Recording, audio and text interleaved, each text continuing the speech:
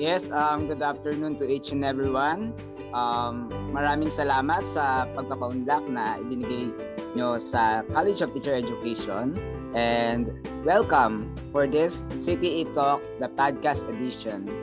And welcome sa inyo mga social studies students.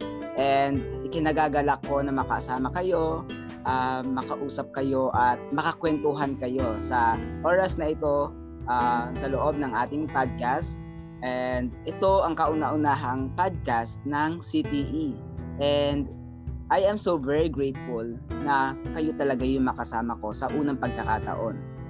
And isang proyekto ng College of Teacher Education, ang CTE Talk, na naglalayong makausap, malaman ng mga concerns ng mga estudyante na katulad ninyo, na katulad ko rin, na maraming mga pinagdaraanan since we are facing this pandemic.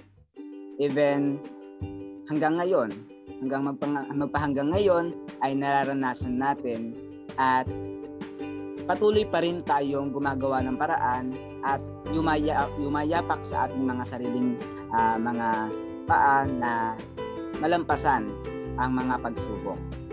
So, for this CTE Talk, the podcast edition, we are going to talk about how is your life in the past 2021 and how is your life as a student even up to these days.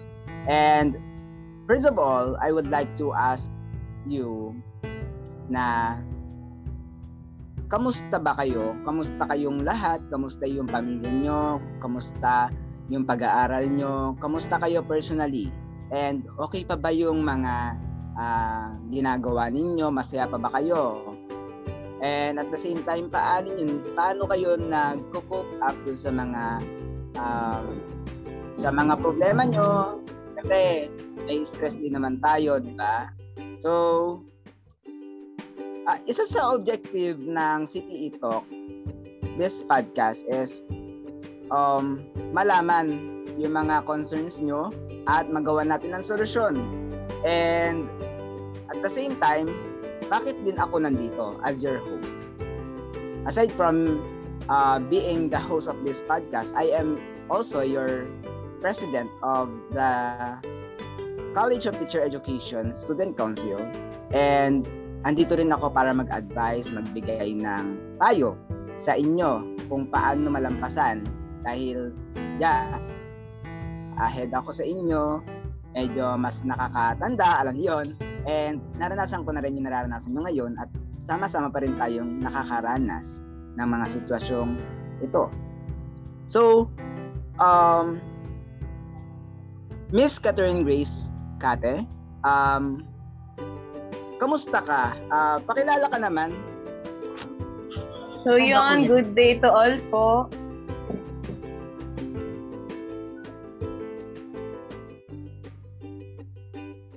So I am Marie Antoinette Cate, 19 years old and a resident of Barangay Malinta. And I am a first year student of BSEd Social Study major, and my interest includes reading books, writing poems, cooking, and taking care of my dogs. Yes, napaka-interesting naman ng mga hobbies mo kasi medyo may pagkakatulad talaga tayo. Napakahilig ko rin magbasa ng mga libro, especially mga libro na patungkol sa social science or sa social studies. And kasi, yun, may pagkakahawig din tayo kasi mahilig din tayo magbasa ng libro, especially sa mga histories. And, ayun, Miss Catherine, kamusta yung buhay mo last 2021 as a student? So, kuya, parang medyo namali yata yung mo kanina. Si Miss Antoinette yung nagsalita. Pero sige, introduce ko din yung sarili. Sige. So, hello everyone. I am Catherine Grace Pera, a resident from Cabuyao, Laguna. And I am from BSEd 1C, Social Studies, major in Social Studies. So, first of all, I want to thank everyone especially the CTE, Sir Brian, and President Romel, for giving us this wonderful opportunity to share ourselves, our experiences, and be part of this first ever podcast ng CTE kasi sobrang saya. Parang masaya kasi nakaka-excite, nakaka-enjoy. So yung question mo nga, sir, Kuya Romel, ano nga po ulit yun? So, kamusta ka po? Kamusta yung buhay estudyante noong nakalipas na 2021? Siyempre, in 2021, nag-start ako maging college student. So, sobrang layo nung start na to sa pinangarap kong college life. Kasi syempre, bilang bata, iniisip mo rin kung ano yung future mo, di ba? Lagi kang curious sa kung ano mangyayari sa'yo. So, iniisip ko kung ano yung future ko.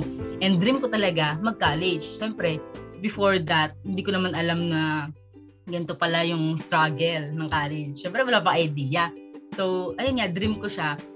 And so, masasabi ko na hindi siya naging madali. Kahit sinasabi ang dami kasi nagsasabi na online class nga, madali lang yan kasi yung nakaupo ka lang, makikinig ka lang, nakatutok ka lang sa cellphone, sa laptop. Pero for me, it's more than that kasi sobrang hirap kasi yung learning pa lang itself, mahirap na. What more pa yung mahirap i-absorb kasi nga, nandito ka lang parang totoo nga rin minsan yung parang wala ka natututunan. Kasi nga, ang daming distractions. Kung hindi noise distractions, sa sa mental health, mga breakdown, and kung ano pa bigla-biglang lumalabas sa'yo na hindi mo alam kung ano yung nararamdaman mo, hindi mo alam kung ano yung gagawin mo. Kaya ayun yung mahirap. Ayun yung naging struggle ko talaga ngayong pandemic na online class. Yun po, kuya. Yes po. So kanina po nabanggit mo po yung tungkol sa pangarap mo for the future. And matanong yes, ko, bakit ka nag-edu? Nag-edu ako kasi ang daming nasa pamilya talaga kami ng mga teachers. In fact, 13 ng teachers sa amin, sa family ko, di ba? Ang dami. Hindi ka naman tataka.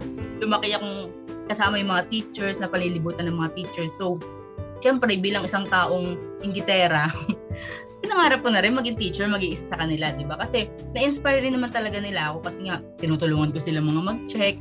Pag may mga poster making, minsan nga, doon ako kumukuha ng mga idea sa mga output ng students nila So, yun. Bukod naman sa aking mga relatives na teachers, yung isa kong advisor, which is, nung advisor ko ng grade 10, which is si Ma'am Zaira, sobrang niya akong na-inspire and na-motivate. Talagang nasabi ko na-move niya ako para maging isang teacher talaga. Kasi gusto ko talaga i-take up ngayong college is psychology. Kasi gusto ko pang ma-explore kung ano yung nangyayari sa utak ko. Parang ganon, di ba? And yung sa ibang tao na rin gusto ko silang maintindihan.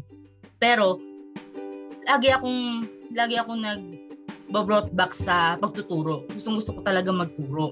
Kaya sabi ko, dito na lang ako sa social studies kasi at least mapapagdaanan pa rin yung psychology. Hindi ko man i-take up yung psychology, mapapagdaanan pa rin kahit paano. Kaya nag-educ na rin talaga ako. Yung teacher ko na yun, lagi ko siyang nakakausap tungkol sa mga struggles ko, sa kung ano-ano. Lagi ko siyang katsikahan. Lagi kami mga kamarites, ganun. Lagi kami ganun. So, ko siya, alam niya kung ano yung mga pinagdadaanan ko, and sabi ko sa kanya, naging vocal ako sa kanya na sobra akong na undecided kung ano yung to-take up ko sa college kasi nga magka-college na. Tapos sabi niya sa akin, alam mo, bagay na bagay ka maging teacher kasi yung nakitaan niya daw ako ng determination, ng passion sa pagtuturo, and parang kahit na minsan ino-okray ko, parang sabi niya, sobrang passionate naman daw ako sa ginagawa ko, sobrang dedicated ako, kaya ayun, bagay naman daw maging teacher. Siyempre, pinaniwalaan ko, lumaki yung ulo ko, pinaniwalaan ko siya na ayun, pwede naman na maging teacher. Hopefully, hindi ko ano yung pangarap ko, yung iniisip kong yon, hindi siya masira, di ba? Magiging successful naman. Yes, kuya, yun. Yes, akalain mo yon, sa sinabi mo na 13 teachers sa loob ng iyong pamilya. And super salute ako doon kasi nasa dugo niyo na talaga, nasa pamilya niyo na talaga yung pagiging passionate sa pagiging guro. And napakagandang pakinggan dahil alam mo yon, bilang future educator din, minamahal natin ang pagiging isang teacher, 'di ba? And sinambit mo rin kanina na pagiging inggitera. Alam mo yon, yung pagiging inggitera is in a nice way. Kasi pag sinabi nating inggitera, minsan iisip natin na minsan may bad action. So, tama, di ba? But then, you treat it as in a nice way. Di ba? Kasi, yung pagiging inggitera mo is ginagawa mong parang ang ibig sabihin is interested ka kung ano man sila. Kung ano yung pinagdaraanan nila, ano sila ngayon, at the same time, ano yung gusto mo, ano yung pangarap mo para sa buhay mo na katulad din ng pamumuhay nila, 'di ba? So maganda yung mindset na ganun. So maraming salamat Miss Catherine. So back then, balik tayo kay Miss Mary Antoinette, right? So yes Miss Mary Antoinette, sorry for distraction kanina. So yun, matanong ulit kita, kamusta naman yung buhay estudyante in the last year, 2021? So honestly, Pres Romel, yung 2021 experience ko as a student was definitely a roller coaster ride. Especially that I am a first year student and bago pa lang sa akin talaga yung college life. Kumbaga, parang bago sa akin yung mundo ginagalawan ko, tapos parang minsan ma-stress ka talaga sa mga activities, sa tambak na activities na mga na kailangan mong i-accomplish, yung mga ganung bagay. Yes, and alam mo, Miss Mary Antoinette, naranasan ko rin yan nung first year ako. Alam mo, nung first semester, if I can share my experiences, napakarami. Siguro hindi sapat yung isang oras na paglalaan natin dito sa podcast na to kung ikwento talaga. But then, in short, super hirap ng pagiging isang estudyante. Especially, we are taking the Bachelor of Secondary Education major in Social Studies is very tremendous. Napakamalma. Parang ganun. But then, since we have this passion, we have our passion, and because we are passionate to be the future educator, ginagawa natin yung efforts talaga natin. Ginagawa natin yung makakaya natin, yung best natin, na makuha yung pangarap natin. Kasi kung wala tayong pangarap, wala tayong pagpapukusan ng mga efforts natin. Kung basta lang tayo pumasok, diba? Kapag basta lang tayo pumasok, bahala na kung hindi ko to gawin or what. But then, di ba, nahihirapan nga tayo dahil nilalabas natin yung efforts natin na subukan yung mga bagay-bagay na gawin at makuha yung goal, which is yung makapagtapos ng pag-aaral. But then, since first year, ang goal pa lang natin is makalampas ng first year. And up until now, yun. Diba ako, second year na ako, nalampasan ko na yung taon ko bilang first year. So, ibig sabihin, nakayanan ko. So, kapag may goal ka na makakayanan mo talaga, is gagawin mo talaga yung makakaya mo para lang malampasan mo. So, yun, maraming salamat, Miss Mary Antoinette, for answering the question. So, another question is, bakit ka nag-edu? And especially, bakit social studies yung kinuha mong major? Since bata pa lang po ako, one of my biggest dream is to be a teacher nga po. And I used to teach my playmates whenever we play that thing called teacher-teacheran.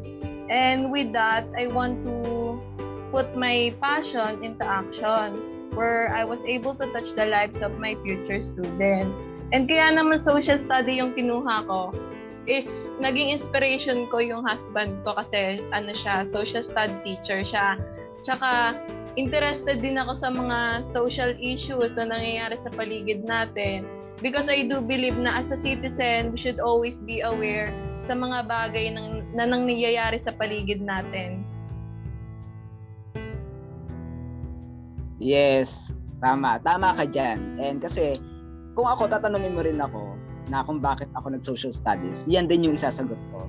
Mas nagustuhan ko yung isa mong sagot na nag-teacher ka dahil hindi lang para sa sarili mo, kundi para din sa mga sa future or sa future life ng iyong mga magiging future students. And napakaganda nung pananalita na gano'n na narinig ko. And yun, maraming salamat Miss Mary Antoinette. So for our third guest speaker is one of my colleague. Isa siya sa mga nakasama ko na rin sa isa naming organization dito sa Bayan ng Bae, sa Anak Bayenyas Gawad Bae. And ayun, thank you so much for having here Miss Jane Antoinette Lillo. Welcome sa iyo. So, yun, Miss Jane Antoinette Lillo, pakilala ka naman. Kasi ayun, gusto namin malaman kung sino ka, kung ano ka sa labas ng school, ano ka sa mga different organization, and yun, pakilala ka naman. Thank you, Kuya. So, hi everyone, I am Jane Antoinette Lillo from Barangay San Antonio Bay, Laguna, kung saan matatagpuan ang pinakamasarap na Monay. So, I'm taking Bachelor of Secondary Education, major in Social Studies, and then I am 19 years old. So, hilig ko, based sa boses ko, siguro meron na kayong idea. Reading, writing, and performing spoken word poetry in a huge crowd. So, yes, tama si Kuya Romel. Part ako ng Anak Bayenyas Gawad Bae. So, isa rin sa mga, sabi nila, namumukhang-tanging kabataan ng Bayan ng Bae dito. So, salamat po sa opportunity na binigay niyo sa akin na para po makapagsalita po dito. Yes. And I am so proud of you. And alam ko na hindi lang naman ikaw ang may ganyang kakayahan in terms of public servicing, in terms of being an active youth. Not only in our municipality, but then I hope na bilang isang estudyante rin ng Laguna State Polytechnic University is ganon ang lahat ng mga mag-aaral. And alam ko naman na lahat kayo ay huwaran. And yun, aside from that, Miss Lillo, pwede ba kitang tanungin kung kamusta yung buhay mo personally naman noong nakalipas na 2021? I want to say it's hard, but actually parang ang pangit kapag sinabi ko, ang hirap. Gusto kong sabihin na yung 2021 na buhay ko bilang isang estudyante at bilang ako mismo personally, learning. Tamang salita, learning. Learning mula sa mga past mistake na nagawa ko or mga sa tingin ko mali o yung pagkakamali ko na nagawa ng mga naging desisyon ko. Learning dahil mas natuto ko doon, learning dun sa mga tamang naging desisyon ko at alam ko sa sarili kong mas gagawin ko pa siya. Mahirap, madali, nakakapagod. Yun yung siguro para sa akin personally, kung i-describe ko yung 2021 na buhay ko bilang isang estudyante. Mahirap kasi bago to sa akin eh. Parang nagkaroon ako ng culture shock na parang, OMG, hindi ito yung expected ko na magiging way or magiging pasok ng college life ko. Hindi ito yung pinangarap ko, hindi ito yung ginusto ko, hindi ito yung na-visualize ko. Madali kasi para sa akin, kung mahal mo yung profession mo, yung pinili mong field, kahit gaano ka bugbugin ng panahon, kahit gaano ka bugbugin ng mga naiisip mo, kahit ilang breakdown ng pagdaanan mo, kahit ilang sabihin mo pa na you're not mentally stable, madali kasi makakita ka ng mga taong tutulong sa'yo. Not only the students, but also the professor. They are helping you in learning, not only in the books and modules, but also about your life. Masaya kasi kahit sa ganitong sitwasyon natin during pandemic, we're still learning, we're still changing. We are in the process of giving ourselves na matuto pa sa ibang mga bagay. Ayun. Isa na namang napakagandang pananalita galing naman kay Miss Lilio. So, isang tumatak sa akin is yung hindi lang ikaw talaga yung natututo, kundi consider rin yung mga tao na nasa paligid mo, which is yung mga professors, syempre yung mga pamilya mo, from that learnings talaga, na hindi lang talaga ikaw yung matututo, but then nakaka-influence ka rin ng ibang tao. Tama? Ganon. So, isa pang question, Miss Lilio. Tulad ng tanong ko rin sa kanila, bakit education yung kinuha mong course? Okay, parang ang bigat. Charot. Hindi, kuya, gato. Gusto ko magturo, totoo po yun. Simula elementary hanggang nung nag-senior high school ako. Pero hindi ko siya pinangarap. So, baka may ma-misinterpret niyo yung ibig ko sabihin, po. Gusto ko pong magturo, pero iba po yung pangarap ko noon. Gusto ko pong mag-broadcaster. Dahil po sa boses ko, sa confident na gusto ko pong maghayag sa balita, radio or television. But then, when I was grade 8, I was experienced bullying. Iba yung naging trato sa akin ng mga klase ko because of this so-called position in school. Dahil part ako ng SSG, people are calling me so bida-bida. And then, yung biology teacher ko, which is si Mrs. Salvador, talk to me kasi iba yung naging performance ko sa school. Hindi ako active, hindi ako nagsasalita. Super kabaliktaran kung ano ko. So, kinausap niya ako sa guidance, tapos sabi niya sa akin, anong problema? Anong nagbago? Then, I tell her na, iba yung trato sa akin ng mga klase ko and sobrang naka-apekto yun sa performance ko sa school. Tapos sabi niya, para saan ka ba nag-aaral? O para saan ka ba natututo? Ano ba yung purpose mo? Ba't ka nandito sa school? Tapos tinamaan ako kasi sabi ko, para matuto, para maabot ko yung mga gusto kong pangarap, para matulungan ko yung magulang ko, maangat ko yung sarili ko. Tapos, sabi niya sa akin, yung sinasabi na ibang mga tao, hindi makakatulong sa'yo para matuto ka, para umangat ka. So, nung that moment, sabi ko sa sarili ko, parang gusto kong bitawan yung pangarap ko maging broadcaster. Parang gusto ko nang mag-teacher dahil sa kanya. Kasi na-inspire niya ako konti lang yung mga guro, hindi lahat ng guro katulad niya na kakausapin ka na may mali sa'yo, na mapapansin na may mali na sa behavior mo. Hindi lahat ganun. Gusto ko maging katulad niya. Gusto ko maging teacher na mabuti, tama, nasa lugar.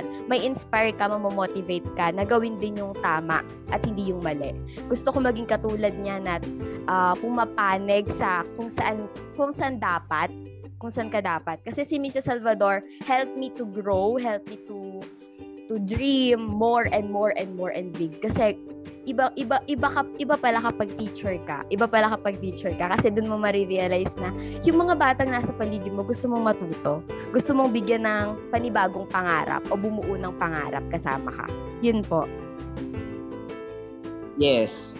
And I am totally agree with that.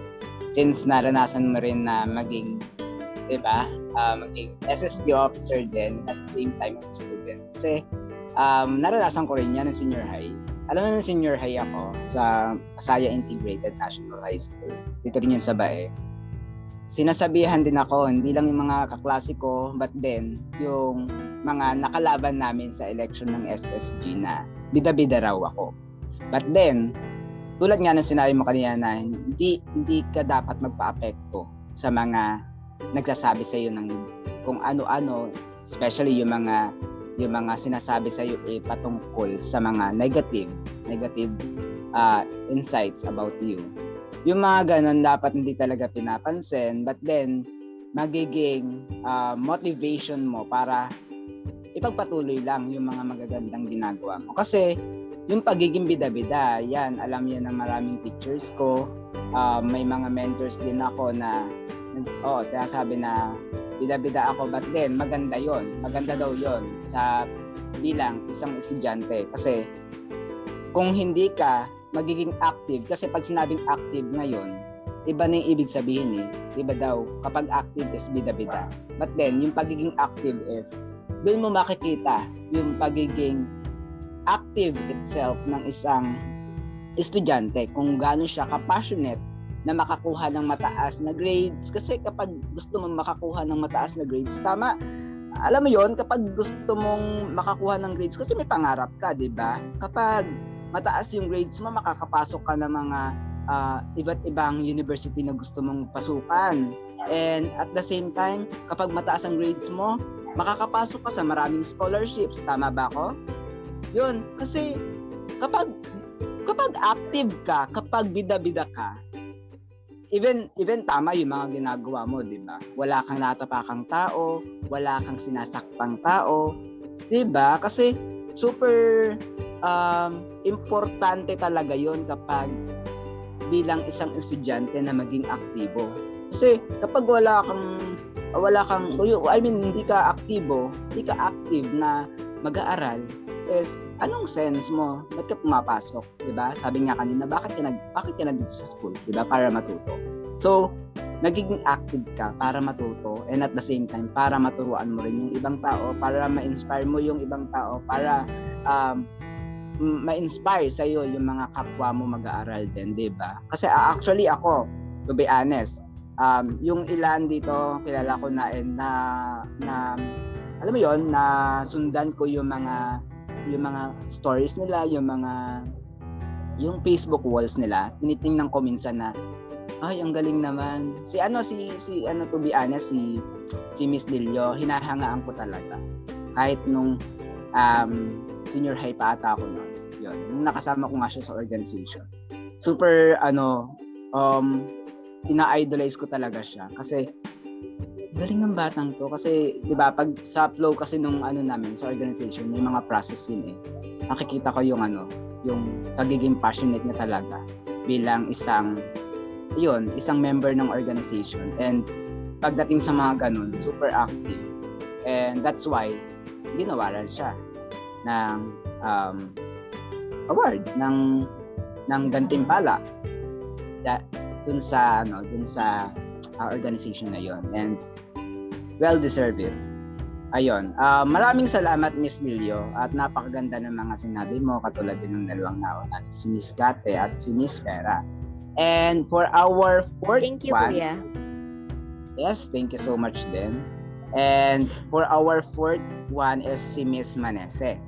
So, Miss Manese, naririnig ko na rin yung pangalan mo sa social studies major, and ayun, friends na tayo sa Facebook, and yung iba ay nalalaman ko na rin, unti-unti ko nalalaman kung sino ka and ano yung mga stories mo throughout your life, and pero konti lang yun syempre hindi kita kilala, but then ngayon pwede ka pa bang magpatuloy ng pagpapakilala para mas maunawaan namin kung sino ka as a student?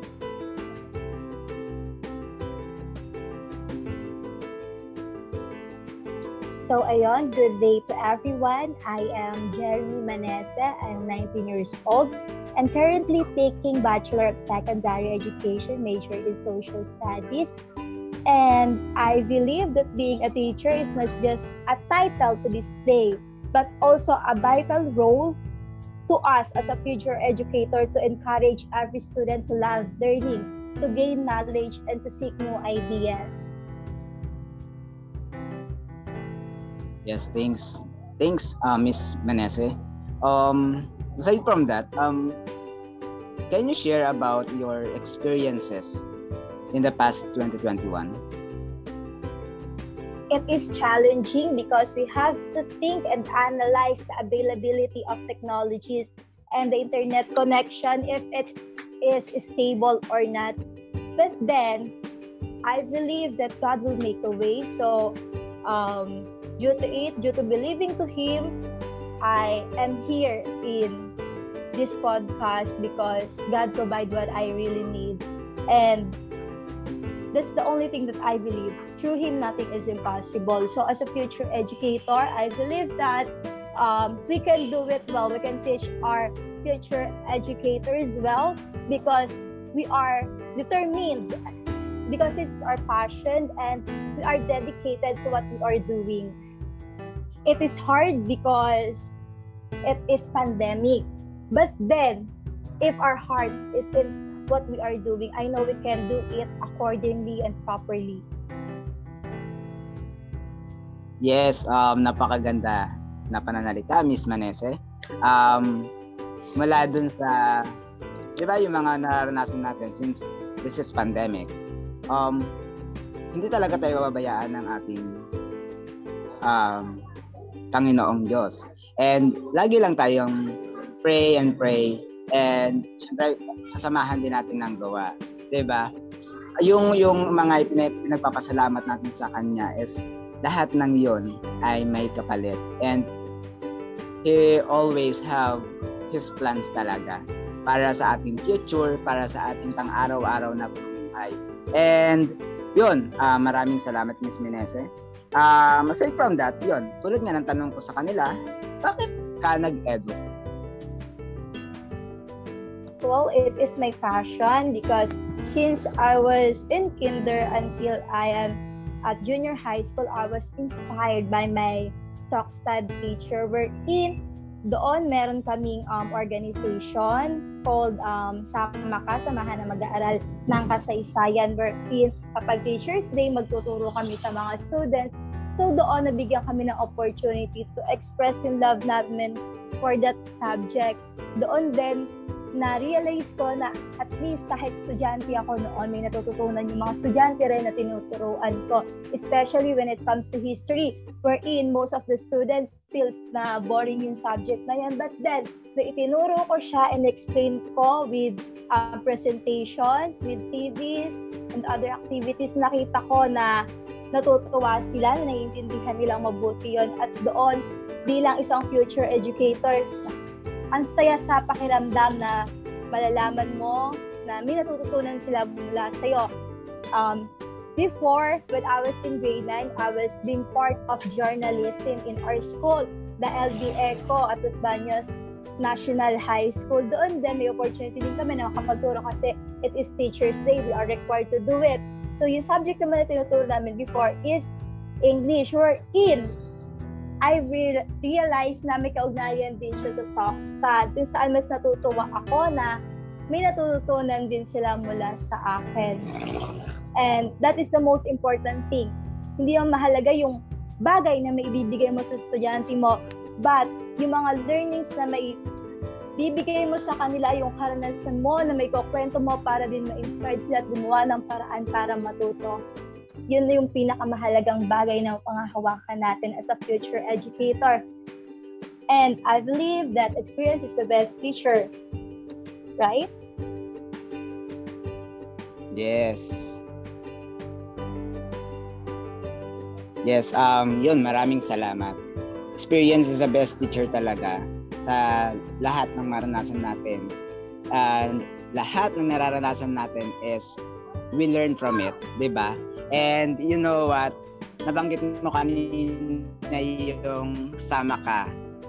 That is a related organization din of mine kasi isa rin akong former officer ng SAMAKA.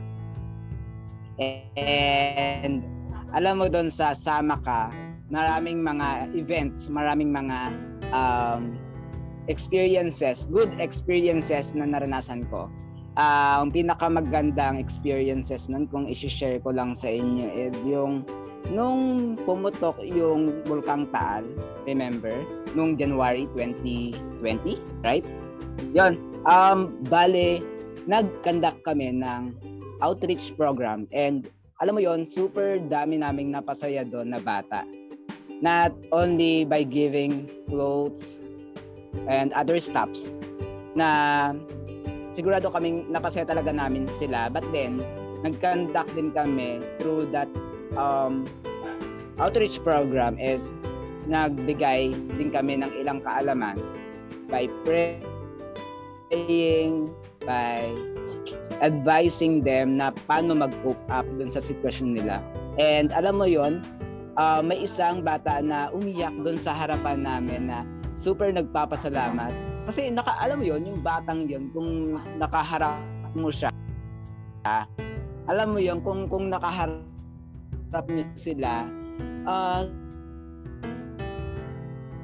super magiging but then yung utak niya, yung pag-iisip niya is connected sa puso niya. And napaka-galing kasi na-appreciate niya yung kahit munting bagay na ibinigay sa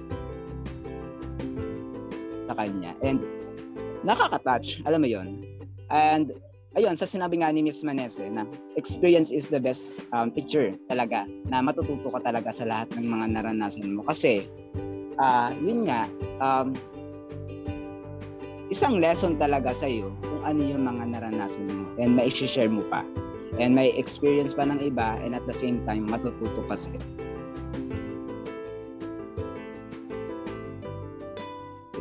Ayun, maraming salamat, Miss Jerry. Last but not the least, Miss Abigail. Miss Abigail, can you please introduce yourself and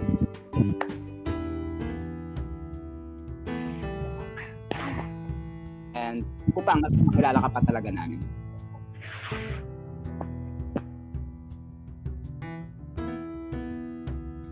Hello, good afternoon, Sir Romel Lerohan. Yes, good afternoon po. Yung nawawala-wala kasi, sorry. First of all, I just want to say thank you for having me here in your podcast episode. Good afternoon din po sa mga viewers, co-future educator ko. Once again, I'm Abigail Villapando from Bocal, Calamba City, Laguna. You can call me Miss Abby for short. I'm 27 years old. I'm married and I have one daughter and she is 4 years old. And she is also taking up her pre-kindergarten module. And my hobby is I love collecting plants and succulent plants. And I'm a certified plantist. And I'm taking up BS Ed major in Social Studies from LSULB campus. Ayun. Akala ko ako na yung kuya.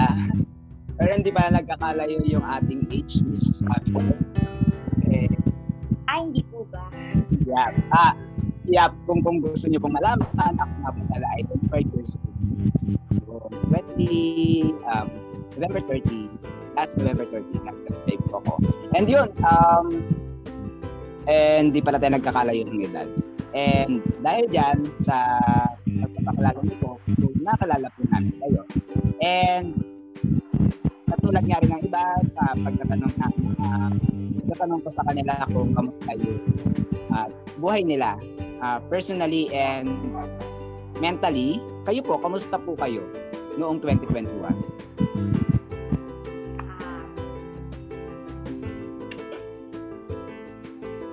My life I would describe my life as a student in the past year, 2021. It's hard, fun, and challenging. Masasabi ko, yung struggle niya is real talaga in education in this online class. First of all, it's hard because nahirapan akong i-adapt yung mga unang days or mga weeks na ganito, nag-online class ako. And then, isa pa nga, di ba, it's been 10 years na rin na I quit college. So yun, dahil nga rin sa mga personal issues sa life. Kaya ngayon lang ulit ako nakapag-pursue na mag-college ulit. Yung una kong unang naging struggle ko is yun nga, yung parang na out of confident ako. Ayaw nga pala, yung mga kaklase ko nga pala is parang 8 years ang tanda ko or 7 years. Parang dito, kaya ko ba makipagsabayan kasi nga they are graduate na rin ng K-12, tas unlike me, old curriculum pa ako, tas parang iniisip ko, paano kaya yun? Pero ayun, thank you kay Lord, nakasurvive naman ako na makipagsabayin sa mga classmates ko. And then, yung naging stressful moment sa akin, habang nag-online class, nawala nga pala sa isip ko na, I'm also a mom nga pala. At the same time, kailangan gagawa ko ng household chores, attending to my online class, taking care of my daughter. habang dumadating yung medyo bumibigat yung mga ano ko sa school, yung dumadami yung activities. Nakakatawa, di ba? Yung matatambakan ka ng labahin, talagang nararanasan mo, ay, tambak pala ako ng gawaing bahay. Pero tapos yung anak ko, ayun nga, pre-kindergarten siya, mahaba-habang pasensya sa kasi andun yung i-build mo yung pundasyon niya para matuto siya Kasi yung module niya, kukunin ko ng Monday and then by Friday submitted din. Di ba ang mga bata is, ang hirap din naman turuan. Minsan, ano mo pa siya sa mood niya. Katulad niya, mas gusto niya lang color. Pag pinagtetrace ko siya, sasabihin niya, Mami, pagod na ako, mamaya na lang, ganyan. So parang habang tumatagal, mas doon ko naramdaman na yung challenge na, ay, mahirap pala na mom ka and then you're doing household chores, nag-aaral ka, and then at the same time, yon kailangan mong asikasuhin yung anak mo. Pero, kailangan think positive lang para, and time management para magawa mo siya. Yun po yung naging experience ko for the past 2021. Ngayon naman, medyo nakakapag-adjust na ako. Yun lang po. Yes po, yes. And nakaka-proud talaga. Katulad nung nasa comments section na nabasa ko is, yan, proud sa iyo sila, Miss Abby. And ako, proud din ako kasi, you know what, nabanggit mo rin kanina na parang ang hirap makapagsabayan doon sa mga kaklase mo kasi parang ang agwat mo is about, ako, ang agwat ko sa kanila is 5 years sa mga classmates ko. Second year pa lang ako ngayon.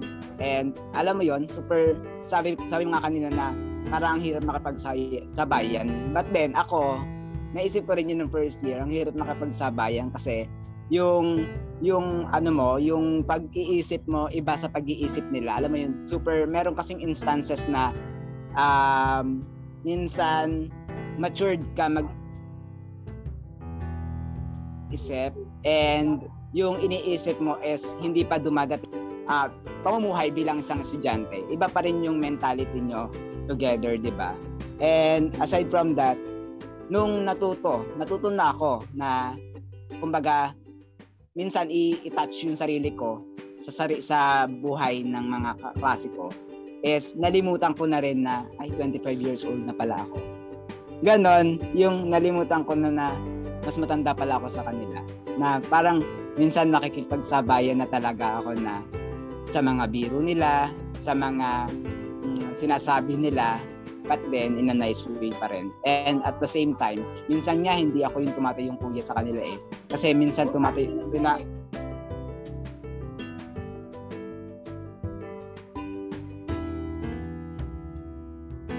And yun, sorry for interruption. And you know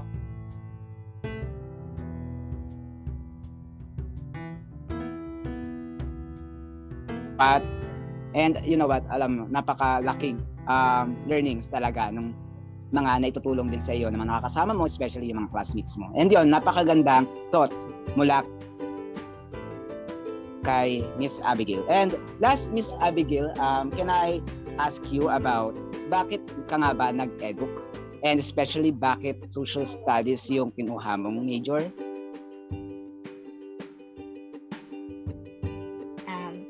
Ayun po, I decided po na maging isang teacher or itok tong education tong course na to. Wala.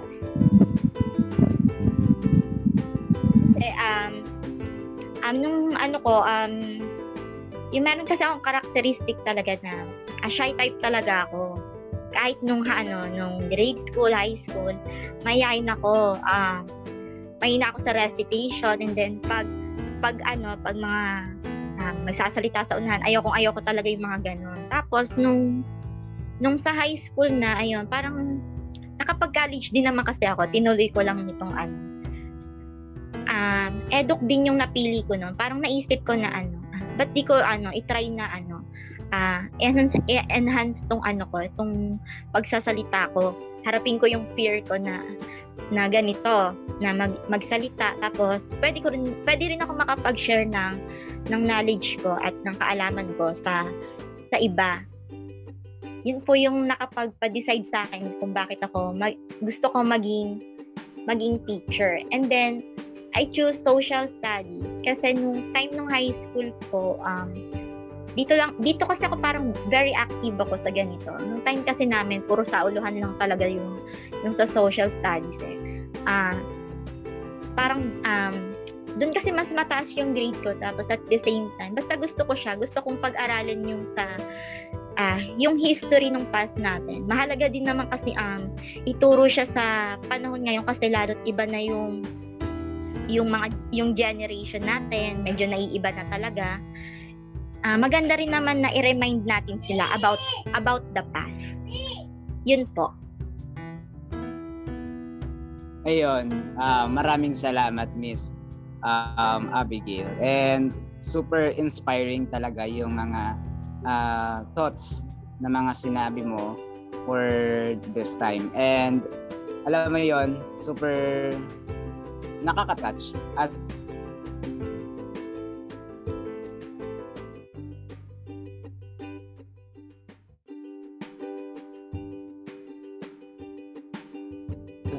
alam mo yun, bilang nakakatanda ng ina, and halos pare-parehas din tayo kasi ako personally, dami kong kampanin sa barangay namin kasi isa akong SK counselor, and at the same time, actually I have a lot of organization na sinumpaan so that I need to do my responsibilities for them.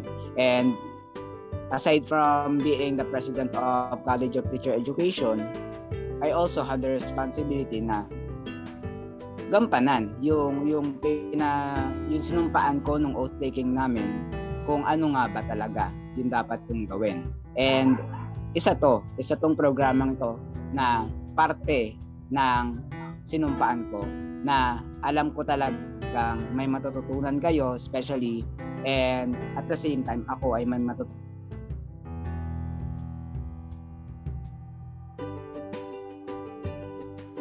din sa inyo. Alam nyo, passionate kayo, ayain. Kasi ang pagkakaalam ko sa mga kumukuha ng course na education, especially the Bachelor of Secondary Education is mga hindi mahiyain. Kasi ang education na social studies, di ba? So dapat marunong ka makisalamuha, marunong ka makipag-coordinate sa ibang tao, and at the same time marunong kang makipag-communicate, di ba? In a right way, and you are very approachable, and at the same time yun nga, nabuboost mo yung confidence mo. Kahit minsan gawin ko doon, but then alam mo sa sarili mo na tama yung ginagawa mo, and ino-notice ka naman ng ibang tao kung mali yung ginagawa mo, eh, 'di ba? Sila yung nakakaalam kung tama pa ba yung ginagawa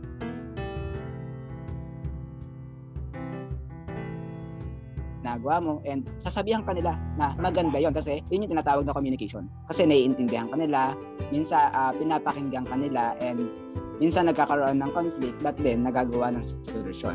And yun, dahil din doon, kaya bakit tayo nandito is pwede ko rin kayong i-advise in terms of distressing, alam mo yun, di ba, ni-stress tayo, ang dami-daming gawain, ba yan, di na maubos-ubos,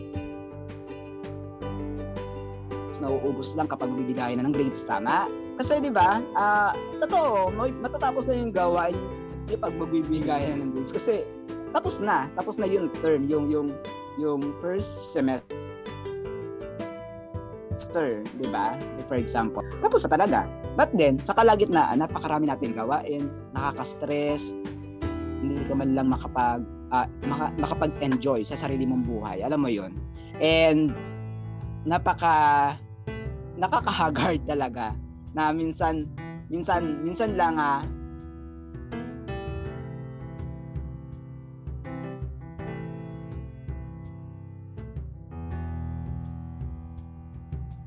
minsan hindi ka na nakakain sa talaga ako, nakakalima akong kasama na yon. Minsan kasi nung first year ako, minsan natutulog ako alas 3, alas 4, ganun. Kasi kailangan ko maipasa. And ayoko kasi nung ipapasa ko siya na malapit na yung deadline. Mas gusto ko kasi yung ipapasa ko yung task or yung activity on time. What I mean is, ibinigay siya ngayong araw.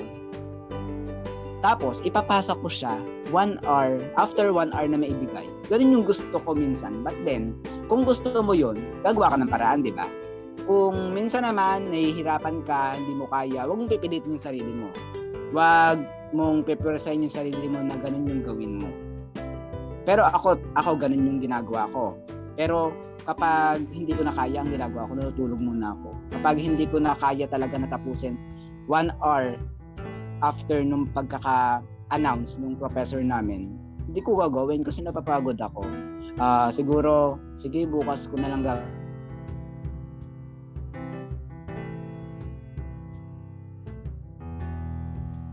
Wala pang ako sa sarili ko, bukas ko gagawin ko. Minsan ko na makipagkwentuhan sa mga classmates ko. Wala namang masama makipagkwentuhan yung responsibility bilang mag-aaral.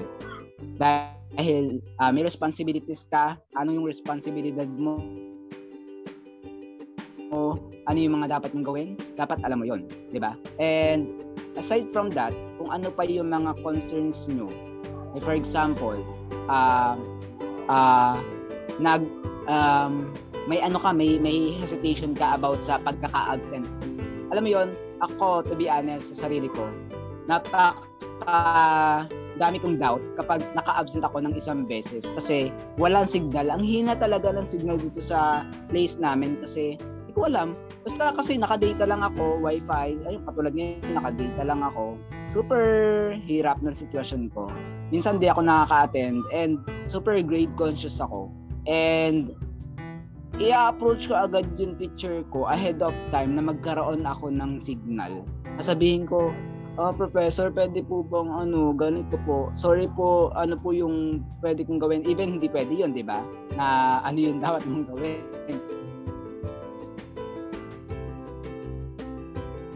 Hindi ka nakapasok. But then, nag-iwan ng activity yun ko. Ang ginawa ko, since absent ako, ginawa ko kaagad ngayon and yun yung bayad ko sa pagkaka-absent ko, di ba? So sabi ng professor ko, uy, very good. O at least, nagawa mo na agad ahead of time, tapos napaka-bilis ko pasa. And yun, natuwa sa akin yung professor ko kasi alam mo yun, bilang estudyante napaka-responsible daw, ganun. Hindi man talaga sa pagmamayabang, 'di ba? But then kung ayun kasi grade conscious, kapag grade conscious ka, may pakialam ka talaga sa sarili mo, may pakialam ka sa grades mo na nakasalalay yung future mo, 'di ba? Bilang future educator kasi gustong-gusto mo yung profession na yun and gustong-gusto mo yung goal na makuha yun, 'di ba? And yun, lahat ng mga nabanggit nyo dito sa podcast na to is super relatable as a student talaga, na makakatulong talaga sa atin, sa bawat isa. Hindi lang ikaw, Miss Catherine, hindi lang ikaw, Miss Antoinette, hindi lang ikaw, Miss Nilio, hindi lang ikaw, Miss Jeremy, and hindi lang ikaw, Miss Abigail, ang natuto. But then, especially ako, natuto ako kung ano yung mga hinaing nyo, ano yung mga concerns nyo, ano yung mga naranasan nyo, and at the same time, ano kaya yung pwede kong ibigay or maibahagi pa sa inyo in the next days na magkakausap tayo. And as part of College of Teacher Education, alam ko kung ano yung or nalaman ko kung ano yung mga concerns nyo as a student talaga. And yun, magagawa ng paraan yun, magagawa ng solusyon. And super na-amaze ako talaga sa inyo dahil confident kayo, dahil yun, aside from being confident, napaka outstanding nyo sa being public speaking.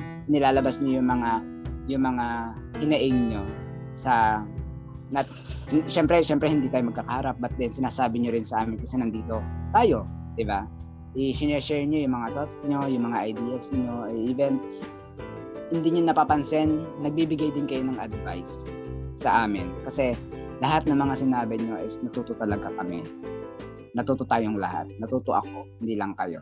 And yun, super salamat. Maraming salamat sa pagbabahagi ng mga kwento sa nakalipas na taon in the year 2021. And I hope this 2022 ay maging successful tayo. Matapos natin lahat ng gawain natin as a student, lahat ng learning task, lahat ng klase ay mapagtagumpayan natin. Maging aktibo lang sa klase, maging masikap, maging masipag, maging responsable, and huwag pababayaan ng pag-aaral talaga. And yun yung pinakang importante na dapat gawain natin bilang isang estudyante, na maging responsable, huwag pababayaan ng pag-aaral. Dahil alam niyo yun, walang anumang napakaganda o material na bagay ang maibibigay sa atin ng ating mga guro, ng ating mga magulang, kundi yung pag-aaral lang talaga natin. Kaya huwag natin ihinayangan na mag-aral ng mabuti kasi dito nakasalalay yung pagiging future educator natin. And ngayon pa lang ay kinocongratulate ko na kayo kasi naipakita niyo yung isang katangian ng na bilang isang guro, at yun yung pagiging confident sa sarili. Dahil nag-share kayo, na-share niyo lahat ng mga thoughts, or even siguro kulang pa yan kasi diba limited lang yung oras natin, but then ang daming natutunan. Dahil dyan, ang dami kong nasabi. Alam niyo yun, and nagpapasalamat talaga ako. Yun. So maraming salamat sa pagdalo, sa pag-share, at sa pagiging confident bilang isang teacher educator. Maraming salamat sa inyong lahat.